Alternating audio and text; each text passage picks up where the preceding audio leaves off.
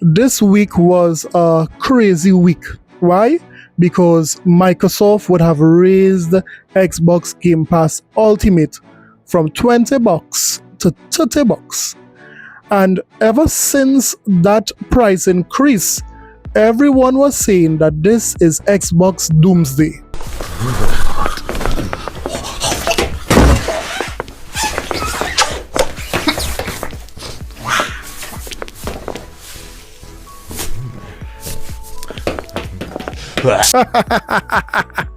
Yes, these ponies are out here dancing on the supposed dead Xbox grave. Yes, this is what the industry is saying. I mean, every pony came out this week to celebrate that Xbox is dead. I mean, listen to J-Dub here. J-Dub tweeted, "Cheers to Xbox finally going to the upper room. Cigar, wine, and a juicy tomahawk steak to celebrate." Yes, J-Dub is celebrating that he believes that Xbox is no more, it's dead, it's under the, it's swimming with the fishes, basically. Now, it didn't only have PlayStation fans celebrating that Xbox is going to die, but we also did see a number of Xbox fans canceling their Xbox Game Pass Ultimate subscription. Yes, there were massive rounds of cancellation of Xbox Game Pass, so much so that there were reports that the cancellation site was crashing. Yes, there was a massive crash of the of the site to cancel Game Pass.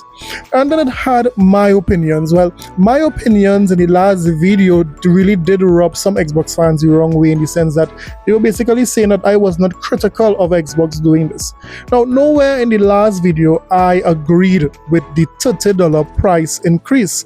I mean, no one, including me, appreciate when things go up. I mean, I understand that here this getting a price increase is not good at all. But there's a caveat to that. It's not good if it is you don't utilize Game Pass. So if it is you don't play a lot of games that is available on Game Pass, then I could understand that this price increase is not for you. This price increase is devastating to you. Game Pass is for persons who play a lot of games. That's number one. Real hardcore gamers. Game Pass is also for the family man, so the person who has a lot of kids and so forth. Game Pass is for them because they can do game share, and their kids can share with their games as well, and not bother their parents to borrow their credit cards to purchase more games, because at the end of the day, there are a lot of games that a kid could choose to play, and popular games on Game Pass. Fortnite being one of the most played games by the youngsters in this generation. So that's a no-brainer there for parents. And Game Pass is for the Xbox fans who want everything that Xbox has first. So Xbox Game Pass is basically for three categories of people: the hardcore gamers who play more than 30 games for the year, the family man who is able to share his games with his families and so forth, and also have a cheap alternative of, getting his kids multiple games, and also for the enthusiast who loves to get all Xbox games first.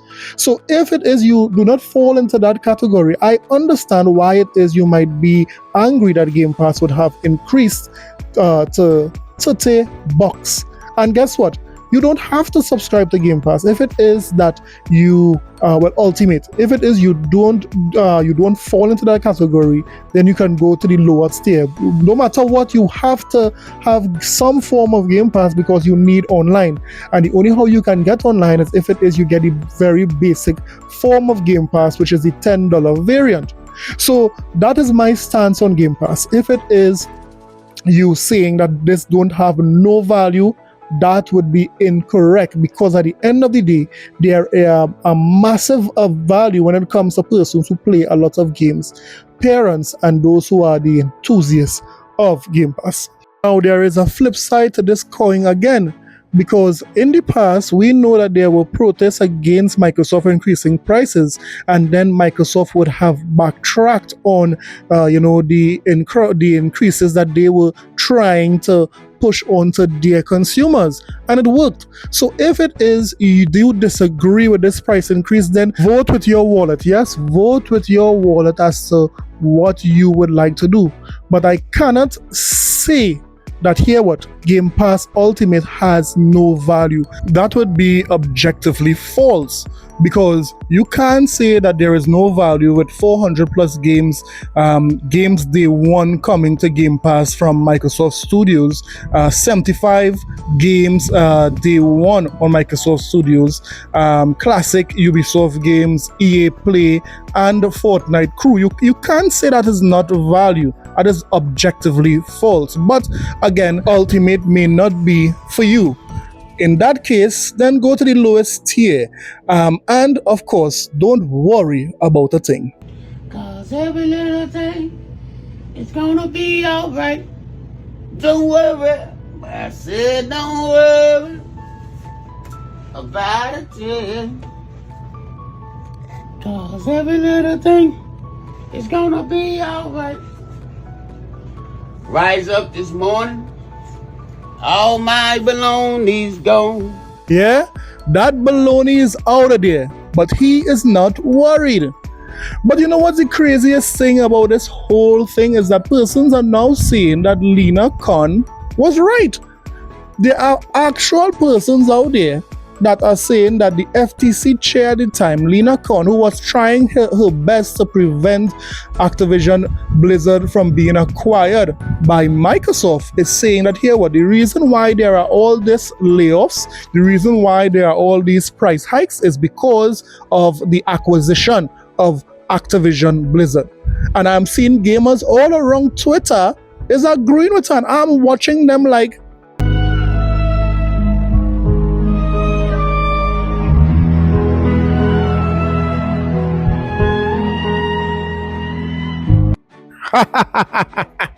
I can't believe what I am hearing. Lina Khan was right.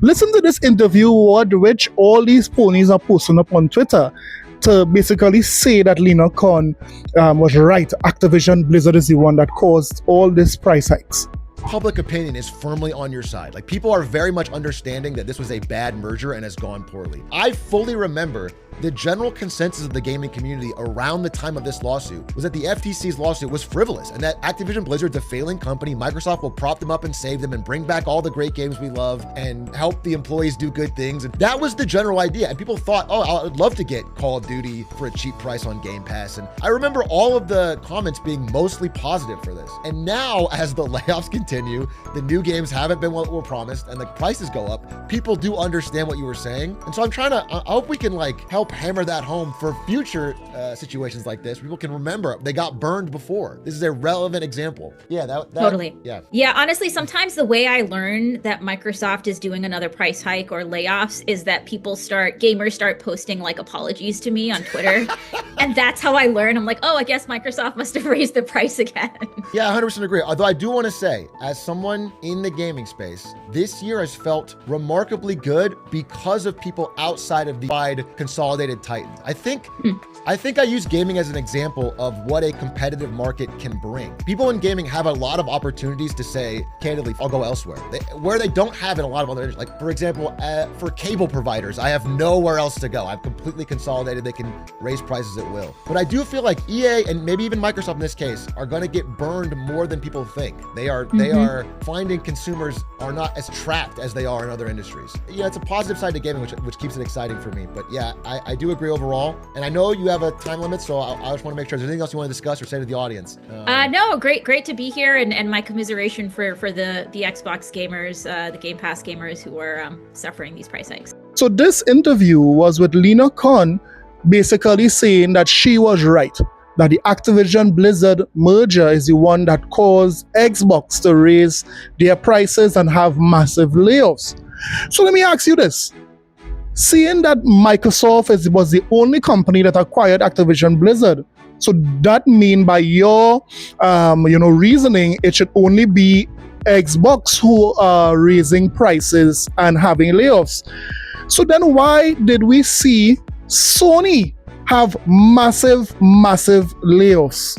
Sony's PlayStation division, Sony Interactive Entertainment or SIE, has had multiple rounds of layoffs and several studio closures since 2020. The key instances are studio closures. Sony has closed the development functions of at least 4 studios since 2020. 1. Manchester Studio, Fate, closed in February 2020. Note: this studio was relatively new and focused on PlayStation VR development. 2. Japan Studio, Fate, development functions were largely closed/restructured in April 2021. Note: the majority of the staff were let go or departed, with the Astrobot team being spun out into a new, smaller studio, Team Asobi. The localization and business staff remain part of SIE. 3. Pixel Opus, Fate, closed in June 2023. Note: this studio was known for Concrete Genie. 4. London Studio, Fate, closed in February 2024. Note: the closure was announced as part of the massive global layoffs in February 2024. The studio was known for VR and party games like SingStar and Blood and Truth.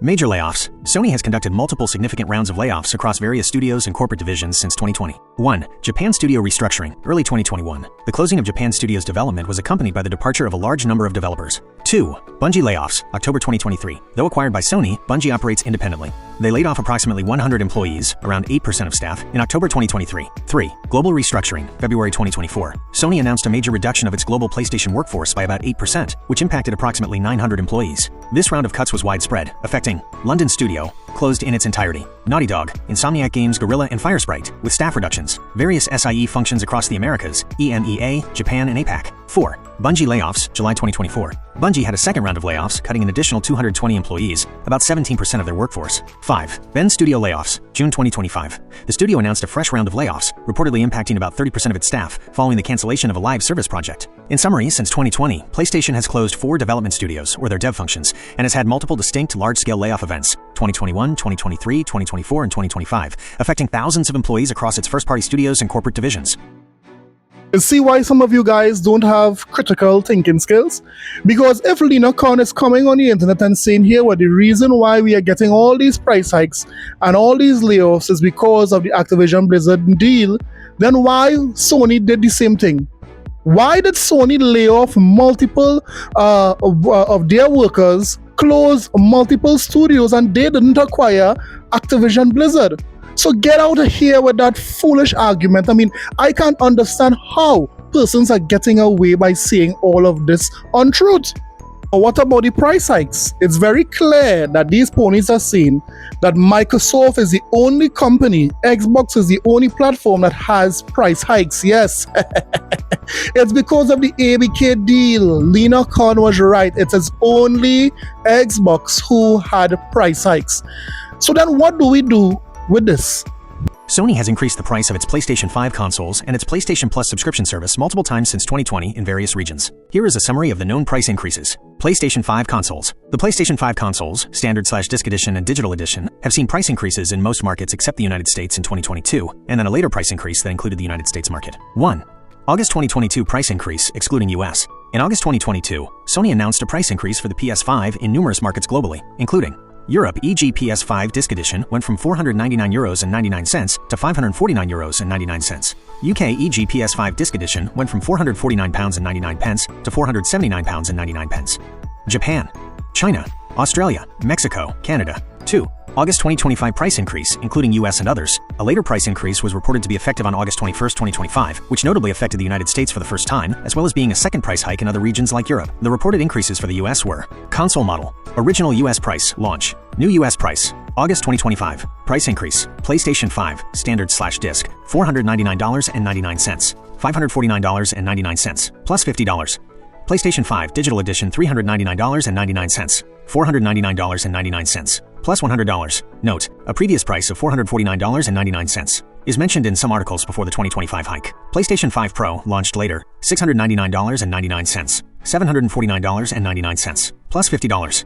Note: the actual increase for the digital edition in the US is sometimes cited as from $449.99 to $499.99 in 2025, which would be a $50 increase from a possible interim price, or from the original launch price of $399.99 to $499.99, which is a $100 increase. PlayStation Plus subscription service. The PlayStation Plus service, which was restructured into 3 tiers, Essential, Extra, Premium/Deluxe in 2022, has also seen global price increases. 1.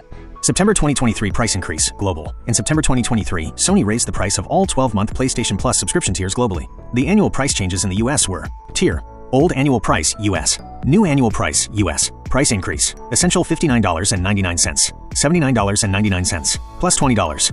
Extra $99.99. $134.99 plus $35. Premium $119.99. $159.99 plus $40. 2. April 2025 price increase, select markets. In April 2025, Sony confirmed further price increases for all PS Plus tiers in various countries, particularly in Latin America and Canada. So my question to Lina, Con, and all those ponies, did PlayStation buy ABK too? So why did PlayStation have all these price increases when it comes to their consoles, when it comes to their services? Not only when the tariffs took effect, but also before that. So when these guys are out here lying, and when these guys are out here pretending that we don't have the information and we don't have the data, I just showed you the data there that Sony increased their prices despite not buying ABK. So stop coming with this foolish narratives that that the industry is not going up in prices. Everyone is going up in prices. Come on, let's not do that. But I expect nothing less from these ponies. But don't worry, I will continue to say what I need to say despite some of you not liking it, despite some of you feeling like I am not being fair. But this is what I do. So let me hear what you thought about today's video. Don't forget to like and subscribe for more videos. I'll see you guys in the next one. Later.